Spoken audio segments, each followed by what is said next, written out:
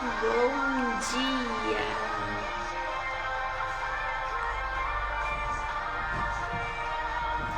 Bom dia! Com uma chuvinha, friozinho. Bom dia, Ana. Bom dia, Sheila. Oi, Bruna, já te chamo. Bom dia, Fran. Sejam bem-vindas.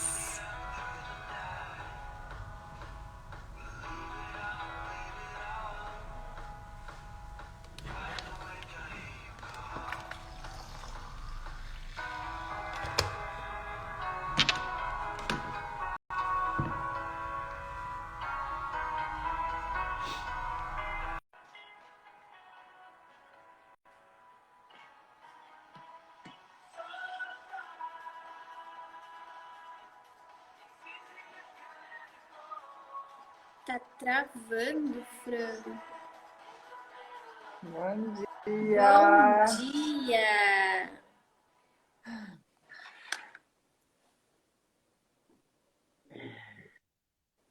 Bom dia, Bom dia. Oi, Angélica. Fran, ainda... Bom dia! Dia da mamãe trabalhar e dia de acordar cedo, né? Dia 7 é recém, né? Querida. Aí não tá chovendo, não tá frio. Tá, as duas coisas. Aqui também. Oi, Paty, bom dia. Só um pouquinho que eu vou usar meu fone, que tá um pouquinho baixo aí.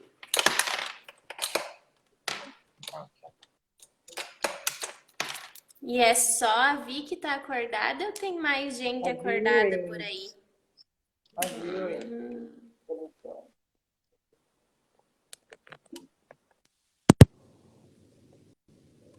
O matinho nunca falta, né, Bruno? Não, isso tem que ter, né? Antes nós faltar, mas o mato não, né? Bem isso.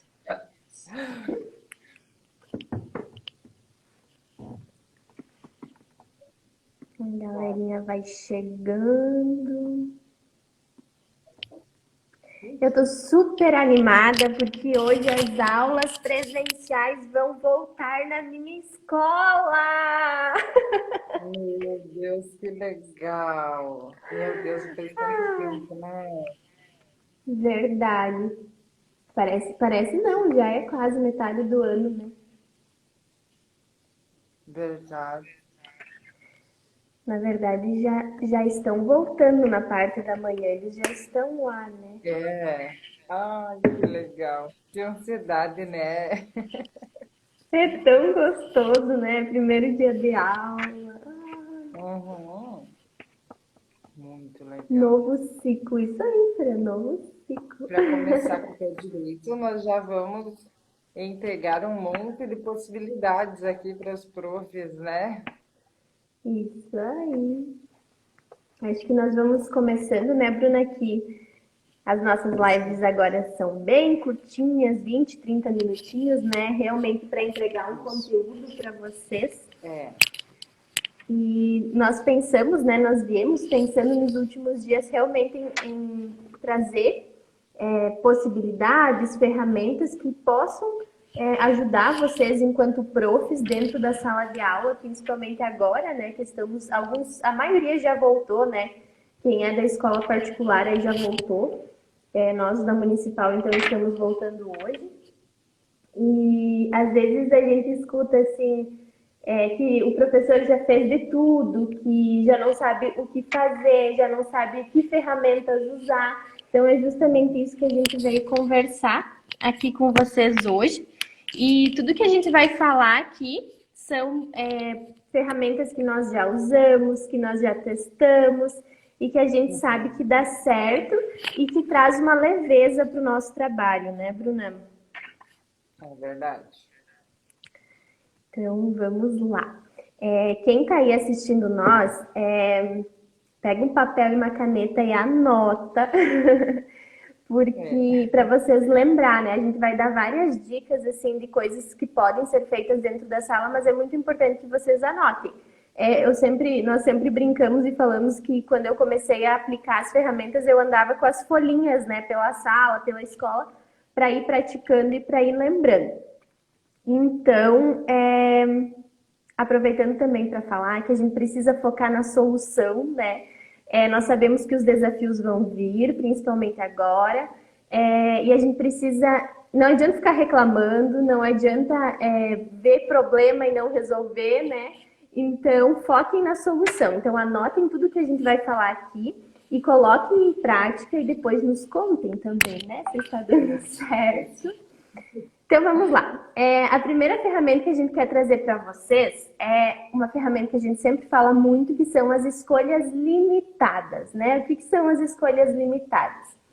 É isso ou aquilo, né? A gente costuma oferecer duas escolhas para as crianças, porque às vezes a gente só diz assim, você tem que fazer aquilo, ou você tem que fazer isso, ou a criança diz assim, o aluno, enfim, mas eu não quero fazer isso. Por quê? Porque só existe uma possibilidade, muitas vezes nós não olhamos, né, para um todo. Então, assim, claro que elas precisa ser duas escolhas aceitáveis e adequadas, né, Bruna? exato. A gente não pode dizer assim, você prefere, você quer ir para a escola ou não quer? Essa opção não tem, né? Tem que ser algo Não razoável. existe, né? E tem que ser algo que a gente vai conseguir cumprir também, né? Quando a gente dá a escolha, a gente tem que ter a certeza de que o que a criança escolher, a gente vai ter que abrir mão, né, desse controle e dizer, ok, essa é a sua escolha, então é isso que vai acontecer. E as escolhas limitadas, elas encurtam muito o caminho, porque aquele passo da resistência da criança, ela não passa por isso, né? Porque quando você diz, agora temos que fazer isso, a primeira coisa que o cérebro da criança pensa, estamos falando daquela criança que mais desafia, né? Não estamos falando generalizando todas, né? Mas sempre tem na sala de aula alguma criança que o professor tem mais dificuldade de lidar.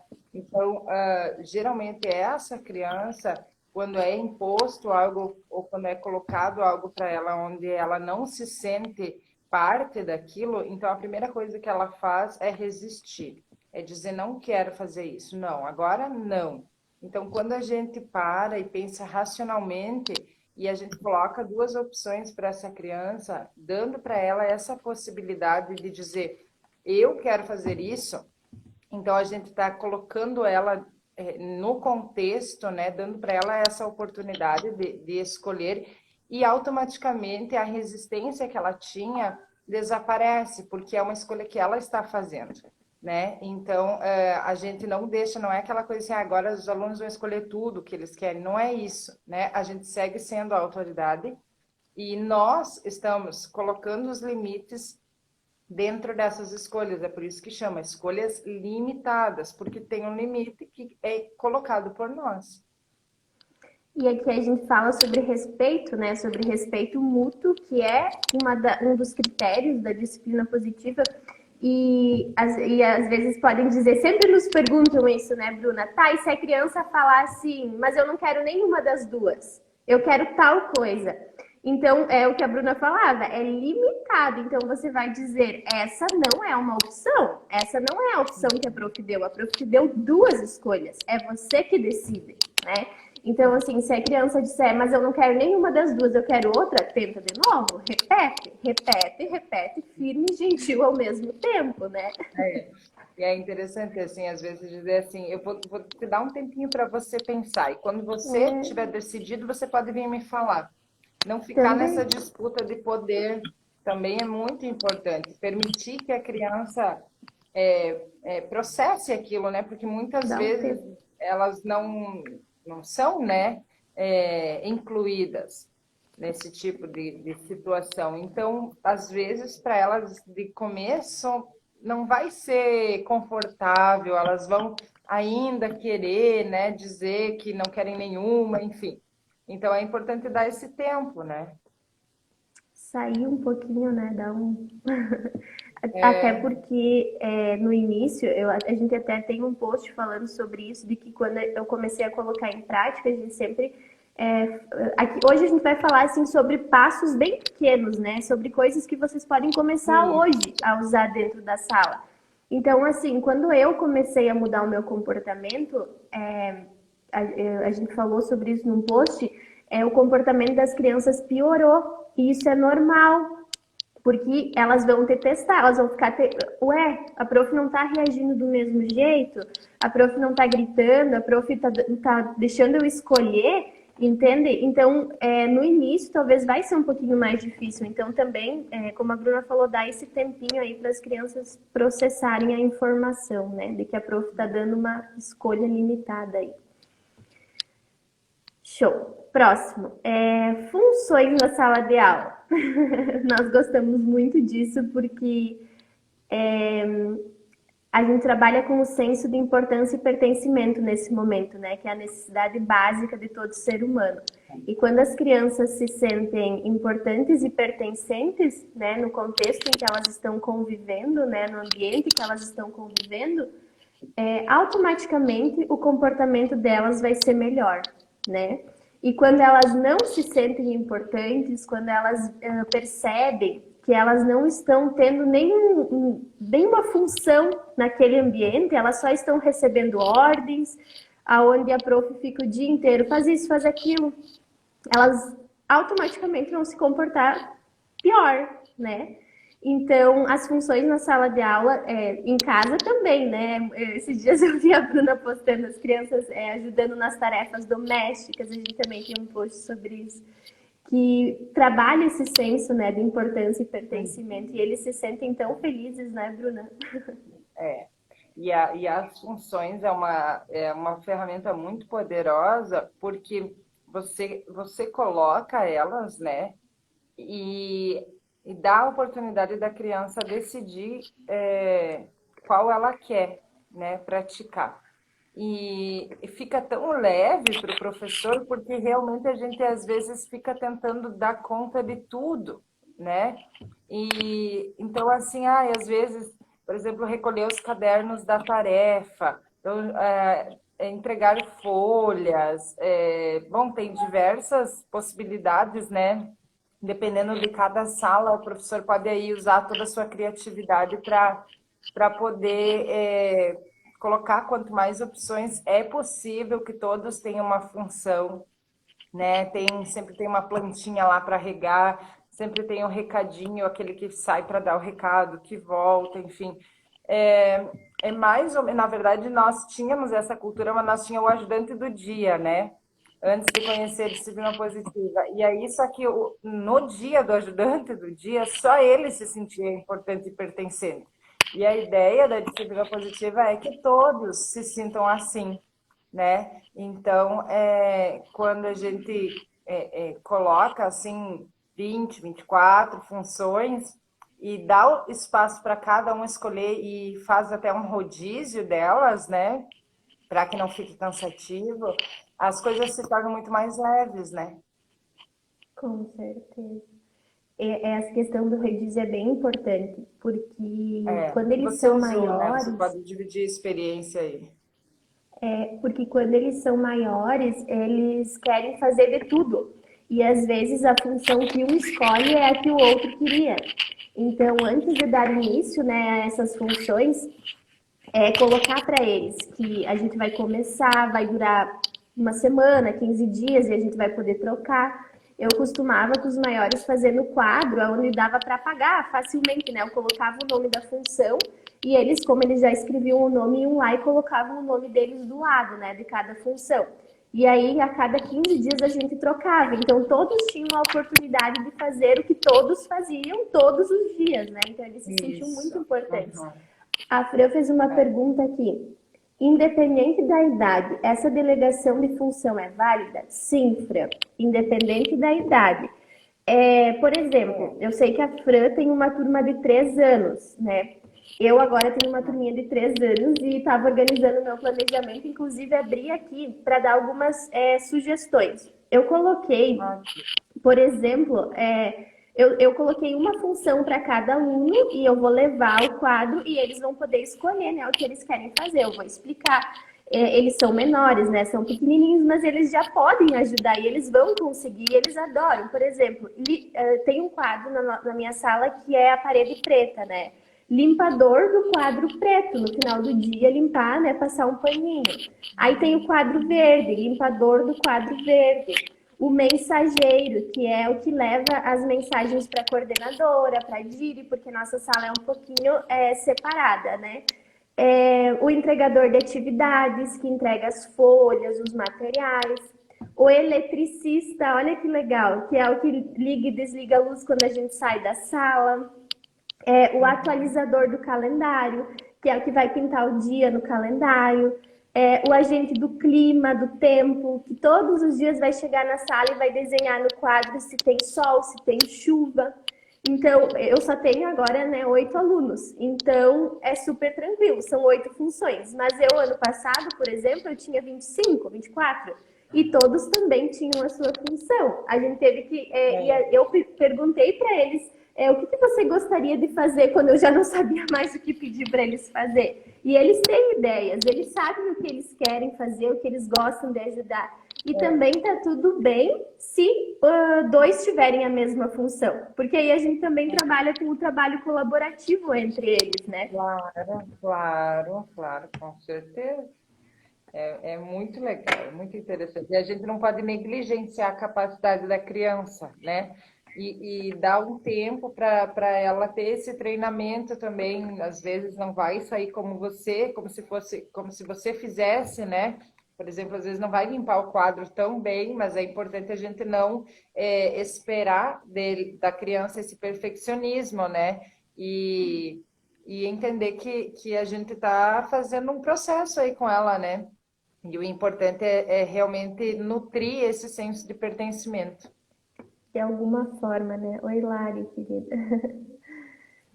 Então, show. Próximo. Haja sem falar, né?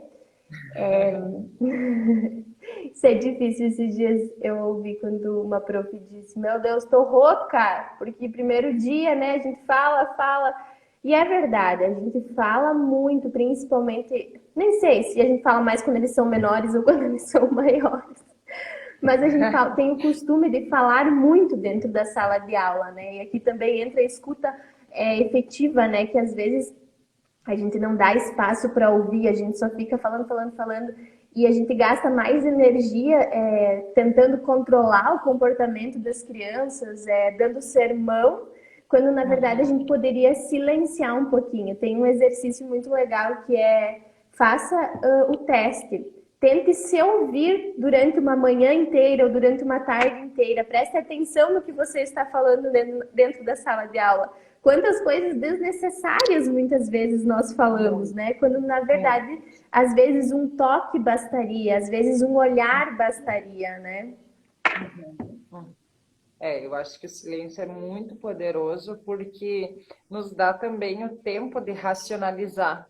Muitas vezes a gente fala pelo simples hábito de achar que precisa estar nesse lugar de controle, né? E quando a gente silencia, começa a analisar aquilo, a gente tem esse tempo para racionalizar e entender o que é melhor nesse momento, né? Então, acho que o silêncio é realmente poderoso. Verdade. Sabe, Bruna, que eu estava aqui lembrando, esses dias eu estava compartilhando com uma mãe que o filho dela estava roendo unha, né? E aí eu compartilhei com ela uma história que eu tive uma aluna lá no Maternal 3 que vivia roendo unha, tipo, volta e meia ela tava com a mãozinha na boca. E a gente já tinha conversado com a psicóloga, já tinha tentado de tudo, assim, e nada funcionava. Ela sempre voltava e chegava a ficar vermelhinho, né? Doía, sangrava às vezes. E a mãe falou que em casa também, principalmente quando ela ficava muito concentrada. E a psicóloga disse, então, que seria uma ansiedade que ela vinha desenvolvendo, enfim. E eu sempre pensava, o que eu posso fazer, né? E aí, o que a gente começou a fazer? Usar o sinal não verbal, agir sem falar. Porque a nossa primeira reação sempre foi tira a mão da boca. Não, não coloca a mão na boca, né? E aí a gente começou, então, toda vez que ela fazia isso, ir lá e simplesmente abaixar a mão dela com gentileza, né? Com, assim, bem firme. Às vezes eu olhava firme no olho, né? E gentil ao mesmo tempo para ela entender que eu só queria que ela baixasse a mão, que ela não colocasse na boca. E aí, aos pouquinhos, isso foi diminuindo, assim, a gente levou meio ano, mas chegou no final do ano, ela não estava mais roendo unha na escola, pelo simples fato da gente repetir esse movimento. E a gente sabe que com crianças pequenas é isso, é treinamento, é repetir, repetir, repetir. Sim, nós vamos ter que falar 1000 vezes, mas às vezes a gente pode agir 1000 vezes também que dá certo, né? Então, simplesmente fazer esse movimento, assim, só o toque, que ajuda muito. Próximo é perguntas que estimulam a curiosidade. Essa é muito boa, né? Perguntar ao invés de mandar. Profs que estão aí, comprem o nosso curso, tem uma dinâmica muito legal que a gente fez lá, com frases bem show de mandar versus perguntar, qual é a diferença, né? Porque a gente... Pode continuar. Eu ia falar que quando a gente manda, né, a gente sempre explica isso, de que quando a gente dá uma ordem, a resposta que vai para o nosso cérebro é resista. E quando a gente faz uma pergunta, a gente está estimulando a curiosidade das crianças, né? A resposta que vai para o nosso cérebro é busque uma solução. Isso também é para qualquer faixa etária. Eu ontem li uma frase, né? Que a educação possa nos ensinar a pensar e não apenas a obedecer, né? E eu acho que as perguntas, elas vêm justamente nessa direção, né? Que quando você pergunta algo para alguém, você leva essa pessoa a pensar, né? E quando você dá uma ordem, ela não tem muito o que pensar, né? Ou ela obedece ou não, né? Então, e geralmente elas optam por não obedecer, né? Aquelas, de novo, né? Falando naquelas crianças mais desafiadoras, naquelas que desgastam mais o professor em sala de aula. Então, o mandar e o perguntar faz muita diferença nessa relação.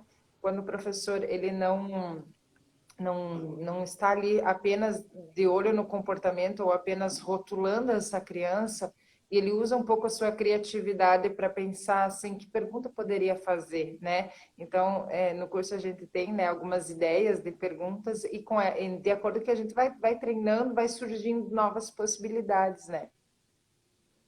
E eu sempre usava muito o porquê, né? Eu lembro a primeira vez que tu me explicou, né, Bruna?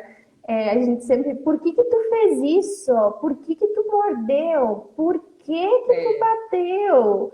E aí a gente tá dando uma oportunidade da criança colocar a culpa no outro, porque é óbvio que ela não vai falar, eu mordi porque eu tava com raiva, eu mordi porque ele merece. Ela não vai falar isso, até porque aqui entra a questão de que as crianças não têm a mesma visão dos adultos, elas não veem as coisas na mesma perspectiva, né? Então, essa pergunta eu comecei a mudar, por isso que eu andava com as folhinhas, né? Para lembrar o que perguntar também em algumas situações. O que aconteceu, né? Como aconteceu. Pausou aqui. Travou. Voltou. Travou. A minha bateria. Voltou. Que bom que você lembrou de falar sobre o porquê, né? Porque o porquê nos leva a encontrar uma desculpa, né? E tira toda a autorresponsabilidade do momento. Então, é importante porque o porquê está no nosso automático, né? Mas por que você faz isso? Mas por que isso aconteceu? Mas por que, né? E o porquê fala sempre do externo, né? Não leva a criança a pensar internamente, né? Leva ela sempre a pensar assim, vou botar a culpa em quem para me safar dessa, né? E não é isso que a gente quer. A gente quer levar a criança à reflexão de o que aconteceu, como poderia ter sido, o que você pensa sobre isso. Então, assim, tem diversas outras formas de levar a criança a refletir sobre aquilo, né? Exatamente. Tem uma pergunta aqui, Bruna. A Paty pediu: vocês vão fazer curso online? Curso online no momento só para profs, né? Está saindo aí um curso bem lindo, bem legal, bem prático para os professores. Para pais, a gente vai estar estudando as possibilidades aí. A Bruna está por decidir, né? Bruna, que dias que ela vem para o Brasil. Se não, se ela não vir, quem sabe sai aí um curso online para os papais, né? Mas a gente gosta do presencial, né? A gente tá tão feliz que agora o presencial tá tudo voltando. E é diferente, né? Que siga assim. É. Acho bem interessante. Show.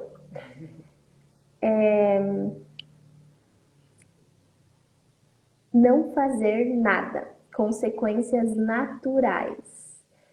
Essas vezes causam um pouquinho de dúvida, né? Porque às vezes perguntam, tá, mas então eu não devo, em algumas situações, fazer nada, eu devo ignorar o comportamento? É muito relativo, né, Bruna? Isso depende muito da situação.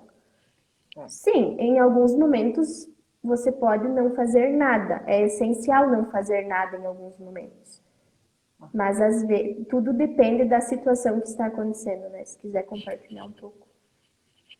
Eu acho que essa tem que ter muita segurança já, né?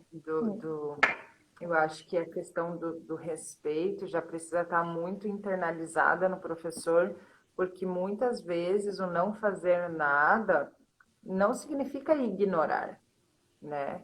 Muitas vezes o não fazer nada é permitir que a criança passe por situações que ela precise vivenciar para tirar daquilo lá uma aprendizagem, né? Então, depois eu acho que sempre é válido a reflexão com a criança, né? E não deixar as coisas assim andarem por si só, né? Então, a gente precisa estar bem atento ao não fazer nada, né? Exato. Mas às vezes é importante, né? Não fazer nada. É muito importante. Eu estava aqui lembrando, pensando numa situação. Por exemplo, não fazer nada é num momento de intrigas entre colegas, por exemplo. Se está havendo uma situação em que as crianças estão tendo um conflito e estão apenas não estão se agredindo, né? Verbalmente, fisicamente, em que a gente não precisa interferir, a gente não precisa fazer nada enquanto isso não acontecer. A gente precisa permitir que aquilo aconteça, que eles talvez vão conseguir resolver aquele problema sozinhos. A gente não precisa começar, ô, fulaninho, para com isso. Ei, parou, pode parando. Eles estão se desenvolvendo, né? Estão desenvolvendo várias habilidades de comunicação, de resolução de problemas. Então, a partir daquele conflito, talvez eles consigam, né, desenvolver alguma coisa, consigam resolver sozinhos, né? Então, a gente precisa... Esse é o não fazer nada que a gente fala, né? Isso aí, perfeito. E o outro ponto que eu acho que é bem parecido com esse é decidir o que você fará, né? Decidir o que você vai fazer ao invés de ficar tentando controlar o comportamento das crianças. Tu tá quietinha. Bruna, tu tá quietinha hoje? Eu tô ficando preocupada, tu tá doida? Eu tô me controlando porque você fala que eu falo demais. A chuva, é o frio. Eu tô treinando minhas novas habilidades. Entendi. Vou contar pra galera. E sempre que a gente fazia live, a gente sempre excedia, né? Tipo 1 hora e 10, né? Aí, depois da live, ela me ligava. Meu Deus do céu, tu fala demais. Aí disse, não, eu vou melhorar, vou melhorar. Agora eu tô tentando melhorar, ora bolas, agora agora eu tô quieta demais.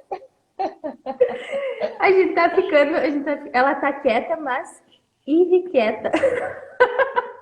A Fran disse que tu tá Inquieta. quieta, mas inquieta. Será que ela quis dizer inquieta ou irrequieta mesmo?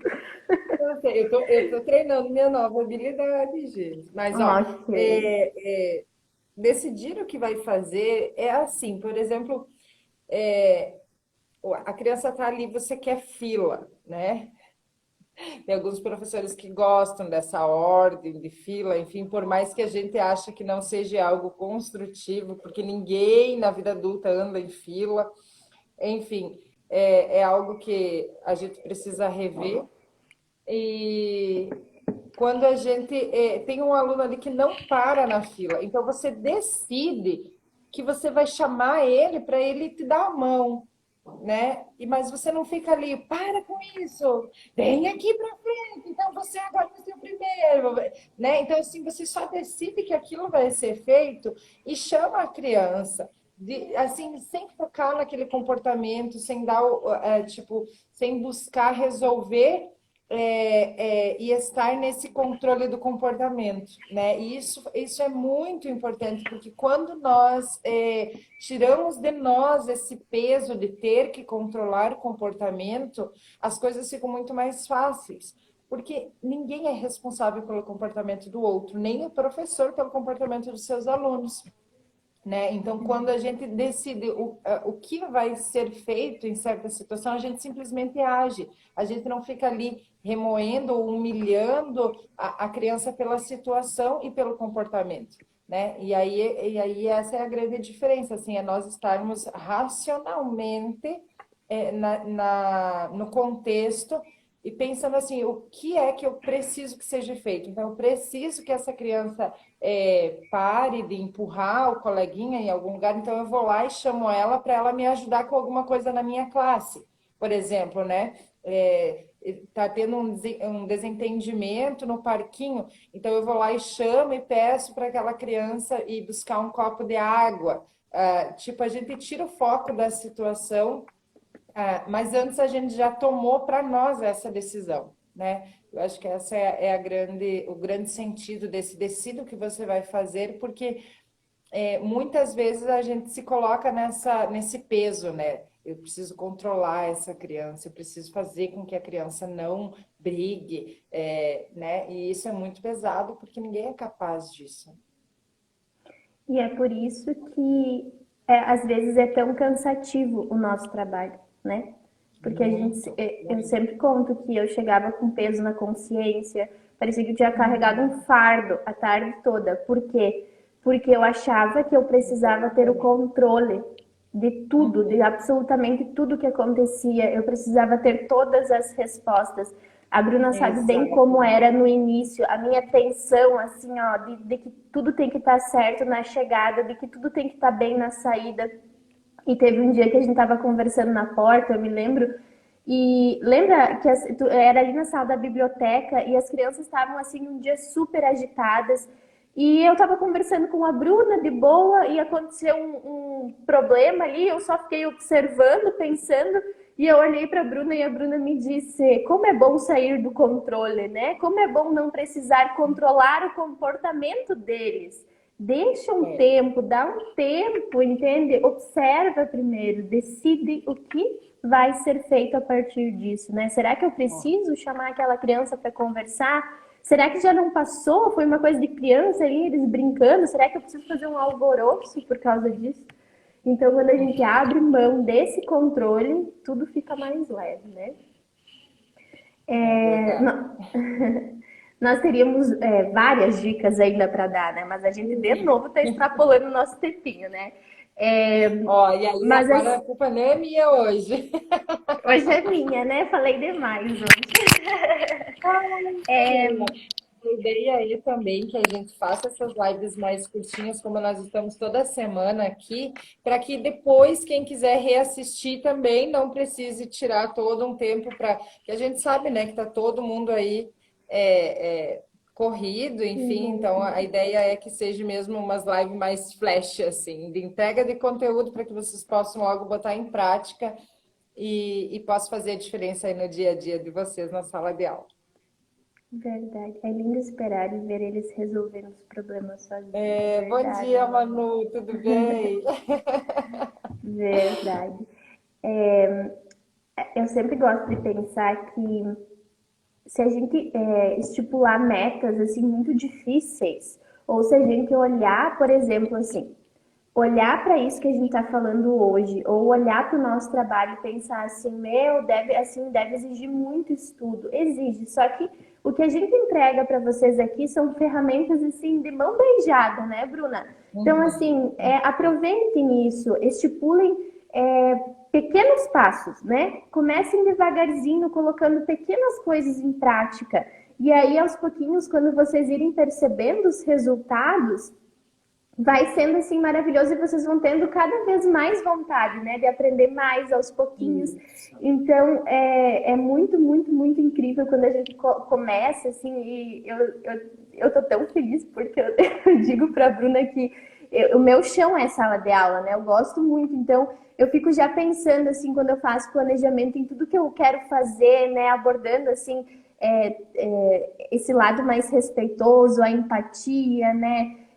Como eu falei antes, eu já planejei as funções na sala de aula, os nossos combinados, eu estou super ansiosa para fazer com eles também, né?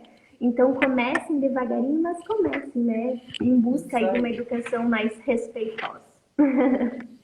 Ah, e também, oi Lari, querida, acorde. A gente não pode esquecer, a gente queria dar uns recadinhos para vocês. Ó, se inscrevam no nosso canal no YouTube, tá? Porque daqui uns dias as nossas lives vão ser transmitidas no Instagram e no YouTube. Olha que chique que a gente tá, né? E também nós temos um canal no Telegram, começando aí agora. E toda segunda-feira vai ter um conteúdo bem exclusivo para o pessoal, pro pessoal lá do Telegram. E tudo que está no Telegram são coisas que a gente não está postando no Instagram, enfim, Facebook, YouTube. E toda segunda-feira vai ter algo bem especial lá. Então, se vocês quiserem entrar no Telegram, é só ir no Linktree, que o link tá lá, né? No link da bio. Isso aí. E também tem mais 2 recados. Temos um e-book, né, Bruna? Maravilhoso, bem baratinho, que a Bruna vai lançar essa semana, né, Bruna? E o tá acabando de novo, minha bateria tá acabando. E o curso vai sair também, tá? Beijo. Tchau. Beijo. Vai. Bom retorno para vocês aí, tá? Obrigada. Tchau, tchau. Tchau, tchau.